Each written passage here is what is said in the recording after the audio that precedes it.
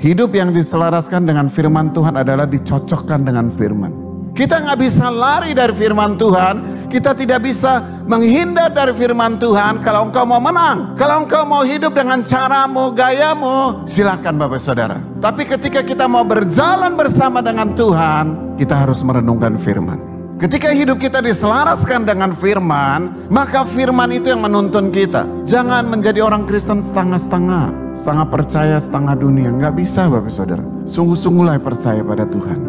Kita belajar hari ini bagaimana hidup kita diselaraskan dengan firman Tuhan. Yang pertama, menjadi apa adanya, tidak memperhatikan hal-hal yang lahiriah. Dengan ini kami tidak berusaha memuji-muji diri kami. Sekali lagi kepada kamu, tetapi kami mau memberi kesempatan kepada kamu untuk memegahkan kami, supaya kamu dapat menghadapi orang-orang bermegah karena hal-hal lahiriah dan bukan batinia. Kalau kita hidup dalam perbandingan, kita akan lelah.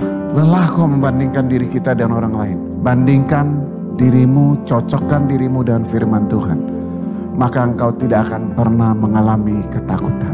Bapak Saudara, jadilah otentik dalam dirimu. Jangan ingin jadi orang lain. Otentik itu kita di hadapan Tuhan, bukan di hadapan manusia Bapak Saudara, maksud saya. Dan saya mau berkata Bapak Saudara, jadilah dirimu di hadapan Tuhan sungguh-sungguh.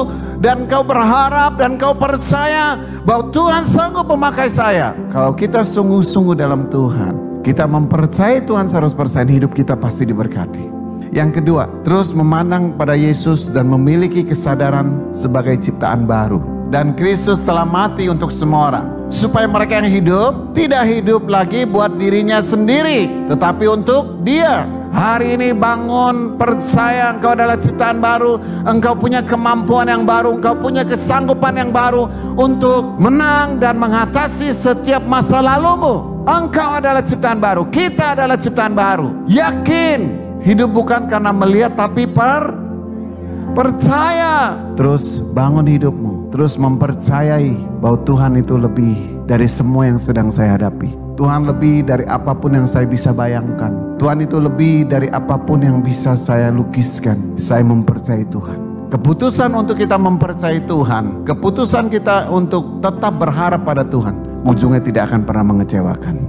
Yang ketiga, kita menjadi dutanya Tuhan. Amin. Menjadi pembawa damai dimanapun kita berada. Senantiasa kita menyampaikan berita yang dunia sedang harapkan. Jadi kami ini adalah utusan-utusan Kristus. Seakan-akan Allah menasihati kamu dengan perantaran kami. Dalam nama Kristus kami meminta kepadamu, berilah dirimu didamaikan dengan Allah. Hidup bukan buat diri sendiri. Mari kita mau berbagi. Kita tidak bisa menjadi utusan Kristus kalau kita hanya cerita tentang hidup kita, tentang diri kita, tentang kekurangan kita, tentang keterbatasan kita. Tapi kita mau melihat Kristus lebih dari semua. Dan Kristus memakai setiap kita untuk menjadi pembawa damai. Ini ada tanggung jawab. Ketika kita menghidupi menjadi seorang duta Kristus, ini yang kita mau sama-sama lakukan. Sebab bukan diri kami yang kami beritakan, tetapi Yesus Kristus sebagai Tuhan, dan diri kami sebagai hamba-Mu karena kehendak Yesus. Yakinlah Bapak Saudara, hari ini engkau punya Tuhan yang besar, yang sanggup melakukannya, yang sanggup berbuat, karena Dia telah memilih setiap kita.